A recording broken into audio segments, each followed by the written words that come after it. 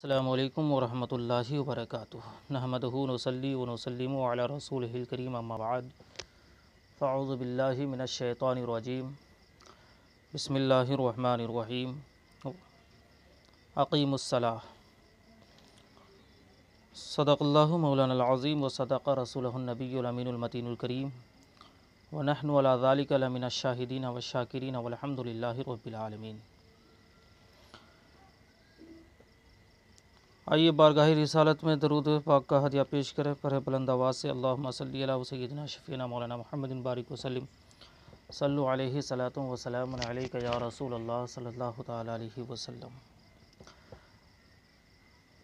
निहंगो अज़दहा मारा गर्च शेरे नर मारा, निहंगो अज़दहा मारा गर्च शेरे नर मारा, बरे मोज़ी को मारा गर नफ्से अम्मारा मारा, बरे मोज़ी को मारा गर नफ्से अम्मारा मारा।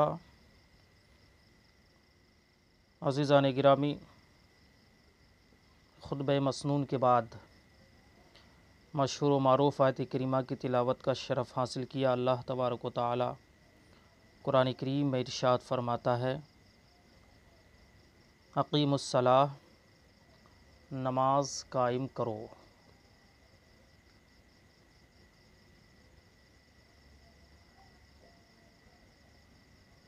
बिरादरान इस्लाम, हमें और आपको नमाज कायम करने के लिए उसके शराइत, उसके फ़राइज़, उसके सुनन व वाजिबात को जानना ज़रूरी है। तो आज की इस वीडियो में मैं आपको नमाज के शराइत के ताल्लुक़ से कुछ बातें बताऊंगा।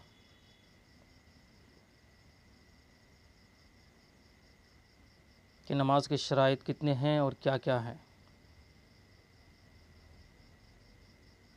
और उन शराइतों में से पहली शर्त पर कुछ रोशनी डालने की कोशिश करूंगा।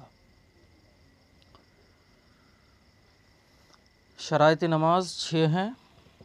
उनमें से सबसे पहली शर्त है तहारत, दूसरी शर्त है सतर औरत, तीसरी शर्त है इस्तक़बाल क़िबला, चौथी शर्त है वक्त, पाँचवीं शर्त है नियत, छठी शर्त है तकबीर तहरीमा। एक इंसान जब नमाज़ पढ़ने के लिए जाता है तो उसके लिए तहारत भी ज़रूरी है, सतर औरत भी ज़रूरी है, इस्तक़बाल क़िबला भी ज़रूरी है, वक्त भी ज़रूरी है, नियत भी ज़रूरी है, और साथ साथ तकबीर तहरीमा भी ज़रूरी है।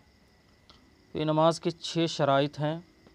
इनमें से सबसे पहली शर्त है जो तहारत, और तहारत में आता है बदन का पाक होना, कपड़े का पाक होना, और जिस जगह नमाज़ पढ़ रहे हैं उस जगह का पाक होना। ये तीनों चीज़ें तहारत में शामिल है। और इसके ताल्लुक़ से अल्लाह रब्बुल इज़्ज़त कुरान करीम में इरशाद फरमाता है, व इन कुंतुम जुनूबन फत्तहरू, अगर तुम जुनूब हो, नापाक हो, तो खूब खूब पाकी हासिल करो। अगर जुनूब हो, खूब खूब पाकी हासिल करो। लेकिन आज हम और आप इस चीज़ से बहुत दूर हैं। पाकी हासिल करने के तरीके पता ही नहीं। पाकी हासिल करने के लिए आपको गुस्ल करना पड़ेगा, और गुस्ल के फ़राइज़ से हम नावाकिफ़ हैं, जानते ही नहीं कि गुस्ल कैसे किया जाए, गुस्ल के फ़राइज़ कितने हैं। तो अज़ीज़ान गिरामी, शरीयत में गुस्ल के 3 फ़राइज़ हैं। सबसे पहला फ़र्ज़ आपका कुल्ली करना, दूसरा फ़र्ज़ नाक में पानी चढ़ाना, तीसरा फ़र्ज़ है पूरे शरीर में पानी बहाना। कुल्ली करने का मतलब ये नहीं कि आप मुंह में सिर्फ पानी लिए और फेंक दिए, मुंह में पानी लिए फेंक दिए, बल्कि आपके मुंह के अंदर हर गोशे में पानी पहुंच जाए, यहाँ तक कि दाढ़ के पीछे दांतों की खिड़कियों तक भी पानी पहुंच जाए। और नाक में, नाक की नरम हड्डी तक पानी पहुंच जाए। क्योंकि उलमा बयान फरमाते हैं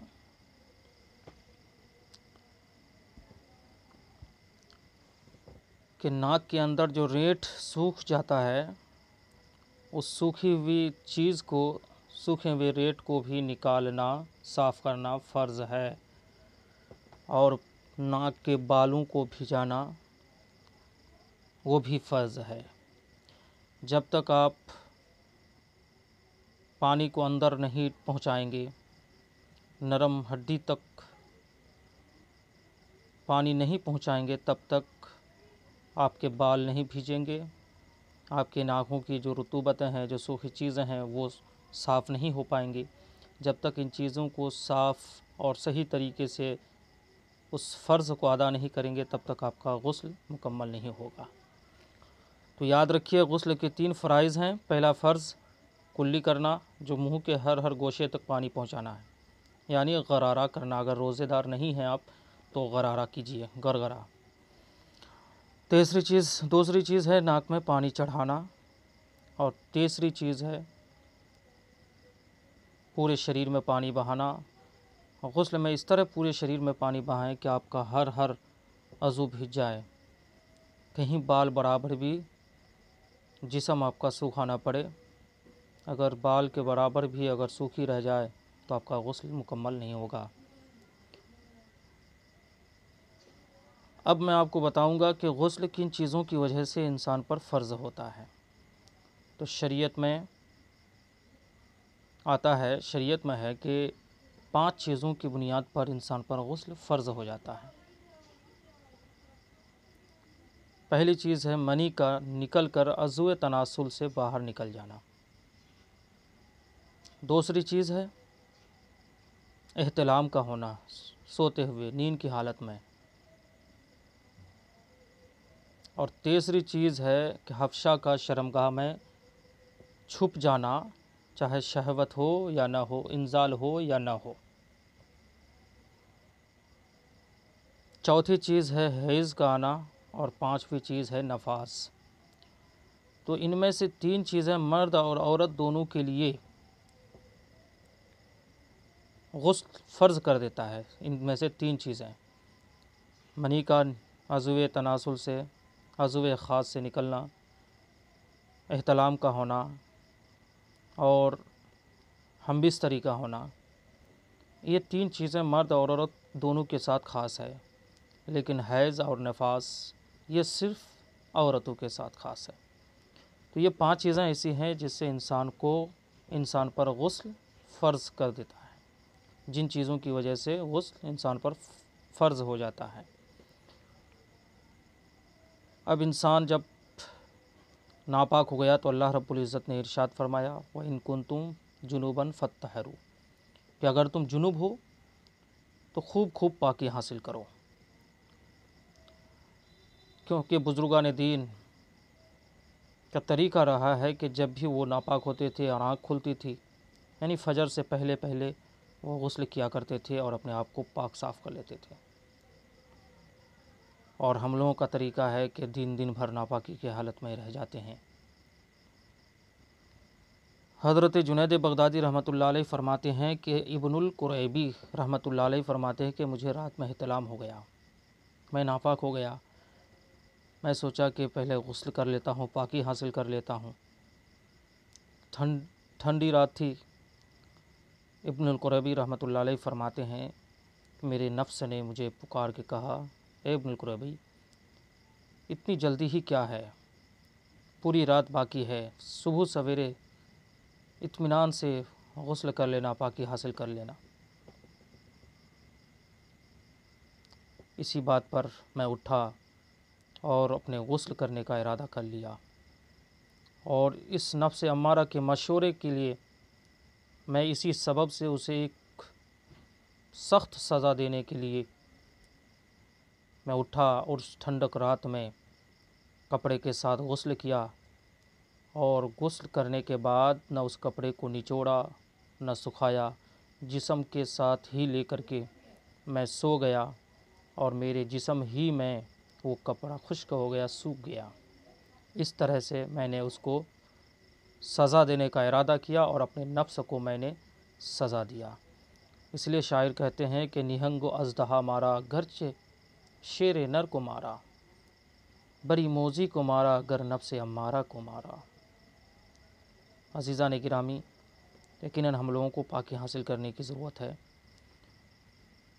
गुस्ल के ज़रिए से अपने जिस्म को पाक कीजिए, उसके बाद अपने कपड़े पाक सुथरा पहनिए और जिस जगह आप नमाज के लिए खड़े हो रहे हैं वो देखिए कि वो पाक है या नहीं है। उसके बाद आप आगे बढ़िए। इंशाअल्लाहुल अज़ीज़ अगली वीडियोज़ में मैं इससे आगे की बातें लेकर के आऊँगा। आप इन्हीं बातों पर को ज़्यार से गौर से सुनें और उस पर अमल करने की कोशिश करें। वाखिरु दावाना अनिल हम्दुलिल्लाहि रब्बिल आलमीन। अस्तगफिरुल्लाह रब्बी मिन कुल्लि ज़ंबि व अतूबु इलैह। अस्सलामु अलैकुम व रहमतुल्लाहि व बरकातुहू। वीडियो को सुनें और ज़्यादा से ज़्यादा शेयर करें, लाइक करें।